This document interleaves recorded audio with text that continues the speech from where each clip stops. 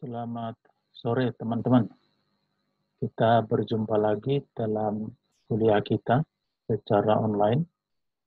Di hari ini kita akan masuk ke sesi yang ke-14. Kayaknya ini menjadi sesi yang terakhir sebelum kita masuk ke UAS.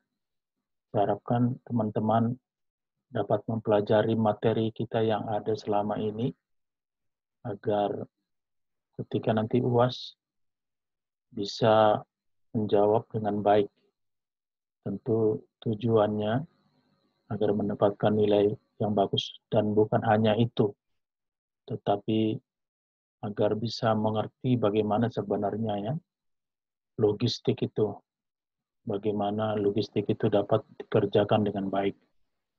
Jadi kita masuk ke sesi dengan materi third PL atau 3PL dan juga fourth PL atau 4PL.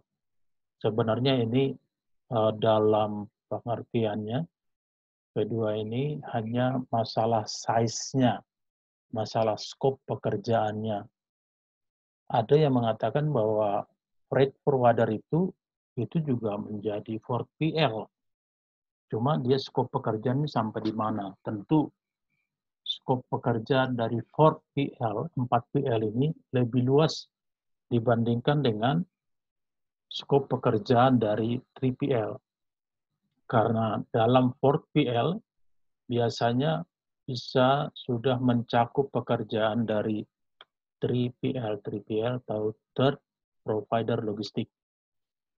Di sini pengertian 3PL adalah sebuah perusahaan yang menyediakan jasa outsourcing layanan. Outsourcing maksudnya kan dalam satu perusahaan itu dia menjadi bagian logistik atau bagian luar dari perusahaan. Tapi tentu yang mengerjakan bagian logistik dari suatu pabrik atau suatu industri.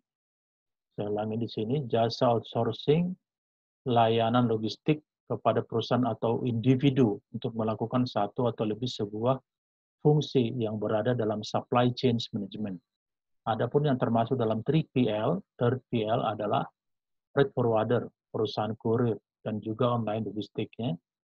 Tapi dalam freight forwarder ini juga bisa mencakup 4PL, 4PL, karena dia lebih besar skop pekerjaannya, dia lebih luas, dia lebih mencakup secara menyeluruh dari pekerjaan supply chain. Ya. Jadi agak sulit memang kita membandingkan 3PL dengan 4PL karena mereka sama-sama mengerjakan pergudangan, tracking, mengerjakan custom clearance, fumigasi, packing, dan juga untuk ekspor dan impor. Namun yang itu yang tadi skopnya itu aja yang bisa menjadi perbandingan atau perbedaan. Skopnya 3PL lebih kecil dibandingkan dengan skop pekerjaan dari 4PL.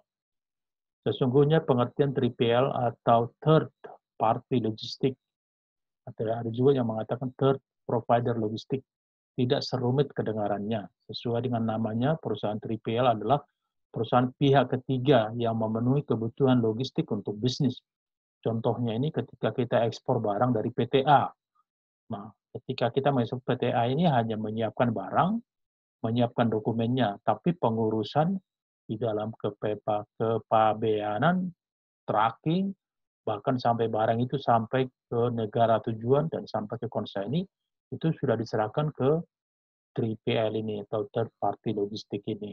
Jadi perusahaan hanya menyiapkan barang dan packingnya aja, tapi yang lain-lainnya diserahkan kepada 3PL.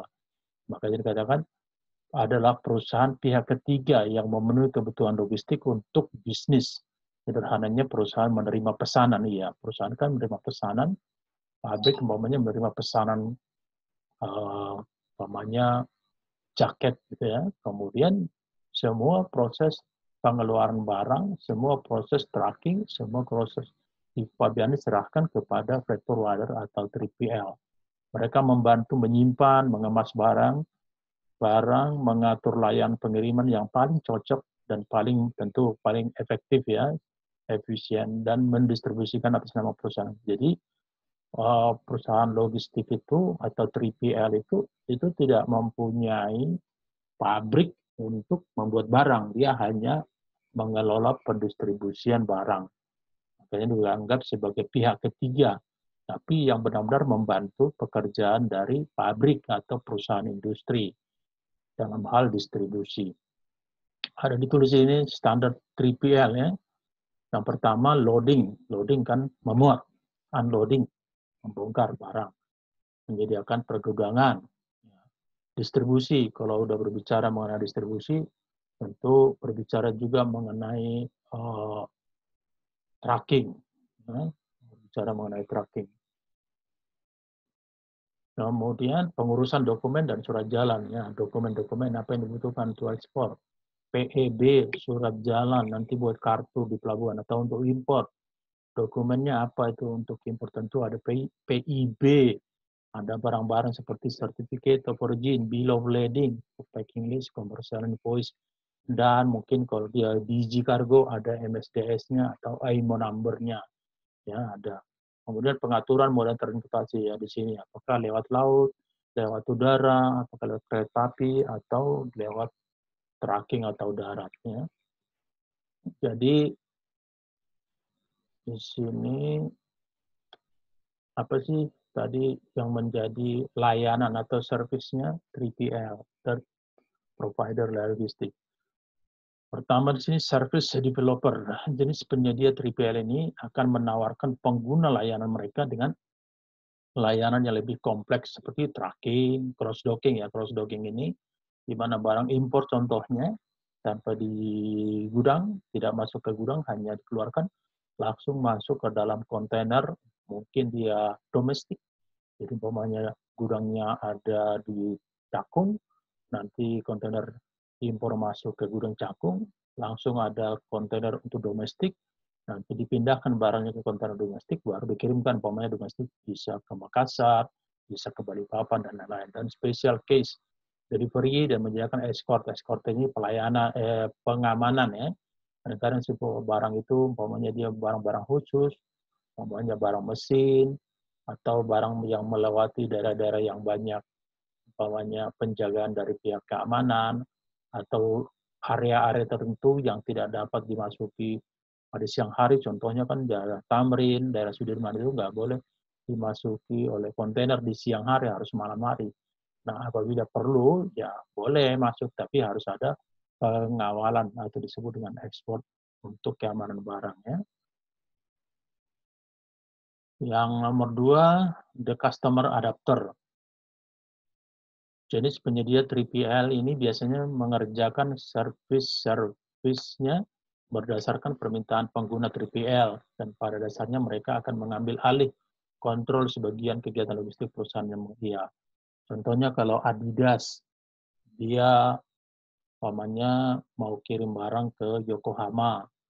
Nah, dia menyiapkan barangnya, terus sudah siap, nanti diserahkan bagian pengambilan barang dari pabrik, pengambilan kontainer, memasukkan barang itu ke pelabuhan dan dimuat ke dalam kapal, sampai nanti dikirim sampai ke Yokohama dari Tokyo, nanti di Tokyo baru ke Yokohama, atau bisa direct ke Yokohama, ke pelabuhan Yokohama. Nanti di sana akan ada proses custom clearance, tentu membayar biaya masuk, membayar pajak, dan lain-lain, baru delivery kepada konsumen, baru didistribusikan ke konsumen. Jadi benar-benar dia menjadi pengganti daripada si pabrik Adidas tersebut. Tapi informasi, data-data mengenai ekspor tersebut, pengiriman tersebut tentu perlu diberitahukan pihak 3PL kepada eksportir atau kepada pabrik.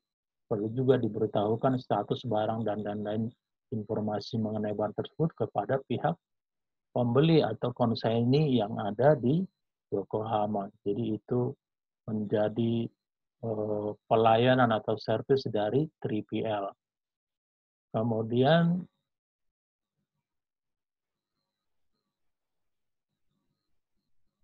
the customer developer, penyedia 3PL terintegrasi dengan si pengguna jasa 3PL dan mengambil alih seluruh fungsi logistik mereka. juga mempunyai hubungan yang baik dengan pihak airline. Ya, biasanya tuh freight forwarder 3PL itu mempunyai hubungan yang baik dengan bukan hanya dengan pelayaran, tapi airline juga, pihak bea cukai juga, pihak Departemen Perdagangan juga ketika membuat Certificate of Origin. Mereka juga punya hubungan yang baik dengan packaging, dengan tracking. Nah, dengan ada hubungan baik, tentu mereka juga membuat persetujuan atau agreement atau kontrak dalam setahun. Karena ada kontrak yang akan mengekspor umpamanya berapa puluh ribu TEUs per tahun, tentu harga bisa ditekan lebih murah. Dari itu, harga dari freight forwarder selalu lebih murah dibandingkan dengan harga pelayaran. Kalau pelayaran itu langsung membuat kontrak dengan shipper, contohnya dengan Bridgestone, dengan Suzuki, dengan Samsung, dengan Yamaha, dengan perusahaan-perusahaan atau pabrik-pabrik yang besar. Selalu yang lebih murah itu tetap dari forwarder karena dia membuat kontrak dalam jangka 1 tahun dan biasanya ekspornya lebih banyak kalau dikalkulasi dalam jangka waktu setahun. Kemudian market size 3PL di Indonesia, bagaimana sih 3PL di Indonesia, bagaimana perkembangannya? Bukan hanya 3PL, tapi 4PL. Katakan di sini di Indonesia sendiri market size revenue 3PL sendiri mencapai 28 miliar US dollar yang diserap oleh 5.000 perusahaan logistik, ya, ada 5 ribuan. Jadi freight forwarder sendiri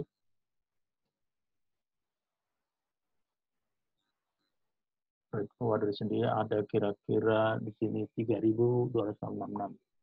Kemudian serta ratusan 3PL provider mulai dari DHL. Nah, mereka mengatakan bahwa DHL, Kuehne+Nagel, SDV Indonesia, Seva Logistik, Samudra Indonesia adalah dan juga 3PL lokal dan yang juga 3PL yang online. Jadi ini sebenarnya masih bisa digarap lagi karena memang di Indonesia lebih banyak 3PL yang besar itu adalah 3PL dari luar, dari asing. Kunci sukses 3PL di Indonesia, tantangan infrastruktur yang masih terkendala serta penyedia jasa tracking yang masih konvensional menjadi tantangan penting. Customer tentunya ingin mendapatkan layanan dengan jangkauan luas dan tanpa hambatan. Maka kunci sukses 3PL di Indonesia adalah memiliki jaringan network yang luas serta sistem IT yang terintegrasi. Memang kadang-kadang di Indonesia ini, lagi kalau daerah ke pelosok-pelosok, agak susah kita memonitor kondisi dari pengiriman. Kadang-kadang barang sudah sampai tapi tidak dibongkar karena kurangnya informasi yang diberikan kepada customer. Kalau umpamanya kita bisa update informasi bahwa barang akan sampai contohnya tanggal 10, tentu customer juga dapat menyiapkan alat untuk menerima barang tersebut untuk membongkar tanggal 10. Tapi dengan adanya kendala informasi, kadang-kadang sudah sampai baru 2 hari kemudian barang dibongkar, dan apabila demikian makanya terjadi ya istilahnya kekosongan dari kontainer di sana selama 2 hari. Itu menjadi suatu kerugian karena 2 hari di sana stay atau tinggal di sana dengan sia-sia karena kontainer itu juga harus dioptimumkan pemakaiannya. Kalau bisa setiap hari dipakai, jangan sampai ada yang menganggur. Nah, di sini ada contoh-contohnya apa sih, bagaimana sih proses kerjaan dan siapa sih first PL, second PL, third PL, dan fourth PL. Kita bahas third PL di sini. Ini logistik service provider, kan 3PL juga third provider logistik. Jadi pihak yang memprovide, yang menyediakan logistik. Nah, tentu ini seperti masuk di sini freight forwarder. Sementara untuk 4PL, lead logistik provider and consultant. Jadi udah lebih besar lagi skop kerjanya. Dia udah sampai dia memimpin atau oh, membimbing 3PL dan juga sebagai konsultan. Sebenarnya 3PL ini juga kadang-kadang menjadi konsultan juga kepada customer. Contohnya kalau dia tujuannya ke New York, bagaimana dia mengirimkan, apakah lewat Long Beach dengan MLB atau Mini Land Bridge, atau menggunakan all water langsung kapal yang sampai ke New York. Karena kalau lewat Long Beach jadi lebih cepat, tapi nanti dari Long Beach atau dari Los Angeles ke New York, dia lewat darat menggunakan truk atau kereta api dan itu tibanya lebih cepat. Karena kalau dia all water, terus kapal itu menuju New York, dia akan mengelilingi benua Amerika di bawah ke Tanjung Pengharapan. Nah, dia karena lamanya, jauhnya, karena seperti melalui separuh benua Amerika, maka tibanya kan lebih lama di tujuan. Ini 3PL Central Warehouse Management Platform ya, banyak di sini yang terlibat atau skop kerja daripada 3PL. Nah, sekarang kita masuk ke 4PL biar kita nanti bisa membuat perbandingan antara 3PL dengan 4PL dan kita punya pengertian sebenarnya apa itu 3PL, apa itu 4PL. Oke, kita di sini tulis perusahaan 4PL, 4PL merupakan provider logistik yang merancang, ya, lebih luas lagi, dia merancang, merencanakan, membangun bisnis proses logistik. Ya. Jadi bisnis prosesnya itu dari SOP-nya, how to handle, istilahnya di logistik itu know-how. Dia mengerti bagaimana mengerjakan logistik dari pihak lain atau mengambil alih bagian logistiknya termasuk pada proses pengadaan selain yang tercantum dalam third party. Ya. Jadi selain yang dikerjakan 3PL, 4PL bisa mengerjakan. Contohnya apa tadi? Bisnis prosesnya, terus perencanaannya, bahkan dia menjadi konsultan. Bagaimana cara terbaik untuk mendistribusikan barang dari pabrik. Perusahaan 4PL juga mengelola perusahaan logistik 3PL yang menjadi mitra. Jadi sebenarnya mereka menjadi mitra. Di dalam logistik itu tidak ada yang musuh abadi. Tidak ada. Karena yang kadang-kadang saingan kita itu juga bisa kita kerjasama, umpamanya dalam hal barang yang LCL, yang volumenya kecil. Kalau volume barang kita kecil, terus kita kirim dengan satu kontainer, tentu isinya kan sedikit. Sayang gitu ada space. Akhirnya kita sesama, sesama 3PL itu saling berkoordinasi. Umpamanya ada barang sama-sama tujuannya ke Rotterdam. Saya 5 kubik, provider B 5 kubik, yang lain ada 3 kubik, ada 8 kubik, totalnya bisa 29 kubik. Nah, sama-sama kita membuat satu kontainer sehingga optimum isi dari kontainer itu menjadi penuh dan itu akan sangat menguntungkan.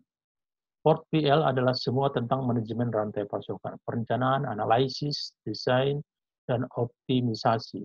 4PL adalah layanan outsourcing yang dapat terdiri dari pelacakan, dukungan pelanggan, perencanaan rantai pasokan, perancangan dan optimasi, analitik, pelaporan. Jadi biasanya sebelum memulai bisnis, umpamanya yang punya proyek gitu, kalau ada pembangunan pembangkit tenaga listrik contohnya, itu pihak logistik juga diundang karena mungkin ketika membangun satu perusahaan seperti itu membutuhkan mesin-mesin, membutuhkan alat-alat dari luar negeri. Nah, dengan ada diskusi nanti mungkin tahu support yang paling dekat ke pabrik yang mana, mana port yang terdekat, dari mana harga yang paling murah. Jadi, itu menjadi pertimbangan dan juga menjadi keuntungan kedua belah pihak, baik pabrik, baik dari freight forwarder. Freight forwarder juga bisa memberikan harga. Kalau kita membangun pabrik begitu kan itu bisa, pamannya kita mengerjakan satu proyek itu bisa sampai 5 tahun. Dan itu pekerjaan yang sangat menguntungkan. Karena selama 5 tahun kita otomatis menjadi penyedia logistik bagi perusahaan. Oke, 4PL menyederhanakan dan merampingkan fungsi logistik menggunakan teknologi yang mereka juga secara teknologi mempunyai yang terbaik dan terupdate. Untuk visibilitas yang lebih besar memaksakan disiplin operasional di banyak mitra dan pemasok. Perusahaan dapat fokus pada kompetensi intinya dan mengandalkan mitra 4PL untuk melakukan fungsi itu. Jadi yang 4PL ini sebenarnya dia menggunakan 3PL juga. Makanya di sini dikatakan mengandalkan mitra 4PL. Mitranya itu ya 3PL dan juga perusahaan lain sehingga dia bisa lebih fokus untuk hal-hal yang lain. Ya. Ini kemudian jadi saling menguntungkan antara 4PL dan juga 3PL untuk mengelola fungsi rantai, fungsi supply chain itu diserahkan kepada 3PL. Oke. 4PL dapat mengelola jumlah sumber daya berlipat ganda yang diperlukan untuk bersaing di tingkat itu. Masa-masa bisnis konvensional yang kuno mungkin sudah berakhir karena perusahaan memilih ruang gudang bersama dekat pusat pelanggan utama untuk mempercepat daya tanggap. Ya. Kalau kita punya gudang dekat dengan customer itu kan sangat menguntungkan. Karena ketika customer memesan atau konsumen memesan satu barang, kita dengan cepat karena jaraknya dekat. Jadi dalam hal ini harus pintar-pintar Fort Bio itu membuat gudang di mana. Kalau umpamanya dibuat gudang di Tanjung Priok, ternyata pabrik sebagai konsumennya di Tangerang, di Karawang kan terlalu jauh. Nah, untuk mendekatkan dengan customer, bisa aja Fort PL ini membuat gudang juga di Karawang, membuat juga di Tangerang. Itu kan lebih dekat. Kenapa? Ketika dia pesan, bisa datang lebih cepat. Kita juga lebih senang, umpamanya menunggu Gojek gitu ya. Kita mau pesan Gojek atau Grab gitu, ternyata Grab-nya itu datangnya dari jauh, ya bisa 30 menit baru nyampe.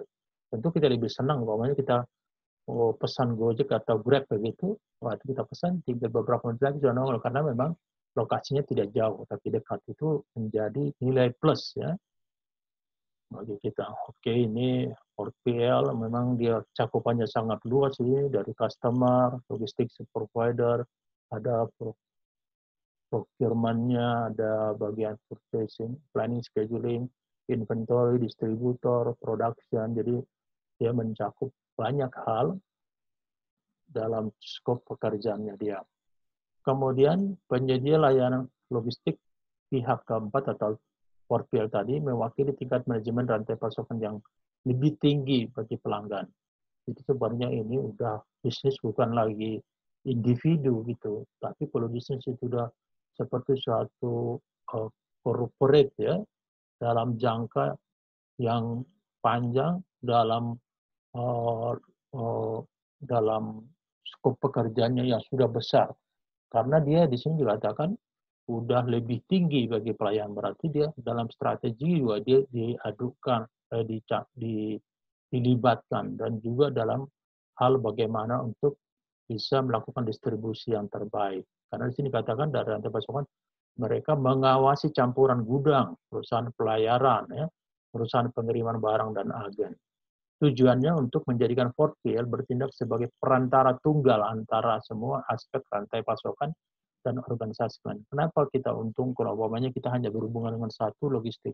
Untungnya kita nggak terlalu banyak umpamanya membuat komunikasi kedua atau ketiga provider logistik. Tapi kerugiannya apabila ada masalah dengan satu logistik dan kita nggak mempunyai backup yang lain, itu tentu menjadi masalah besar. Contohnya tiba-tiba terhenti, tidak ada lagi distribusi, tentu customer akan kecewa karena barang yang diharapkan tidak dapat datang tepat pada waktunya.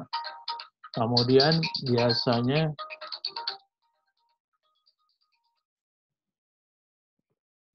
Perpial tidak memiliki aset transport atau gudang, alih-alih dia ya, jadi maksudnya walaupun dia tidak memiliki secara langsung, namun dia mempunyai kontrak dengan 3PL, dengan pihak gudang, yang seperti tadi saya katakan bisa kontraknya dibuat di Tangerang atau dibuat di Karawang gitu ya. Karena di skopnya memang 4PL ini biasanya tidak terlalu mau mempunyai investasi yang besar. Kenapa? Tujuannya dia, walaupun dia tidak punya gudang, tapi dia bisa mengontrak gudang tanpa harus membayar. Umpamanya kalau kita buat gudang kan tentu beli lahan dulu, investasi, membuat gudangnya semuanya. Betul, itu sangat mahal dibandingkan dengan kita hanya menyewa ketika ada barang, kita sewa.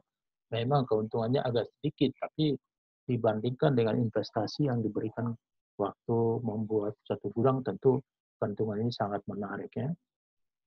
Oke, oke, itu aja dulu sampai di sini. Di sini ada tugas, tolong dikerjakan tugas ini karena kita mungkin akan inilah pertemuan terakhir sebelum UTS.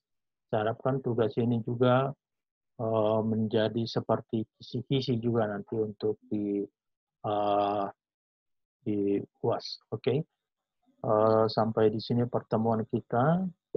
Saya harapkan semuanya dalam kondisi sehat-sehat saja dan semua dalam keadaan sehat. Tetap bersemangat, jaga kesehatan, agar nanti ketika UAS tidak ada masalah dan dapat menyelesaikan dengan baik. Baik, sampai ketemu di lain waktu. Terima kasih.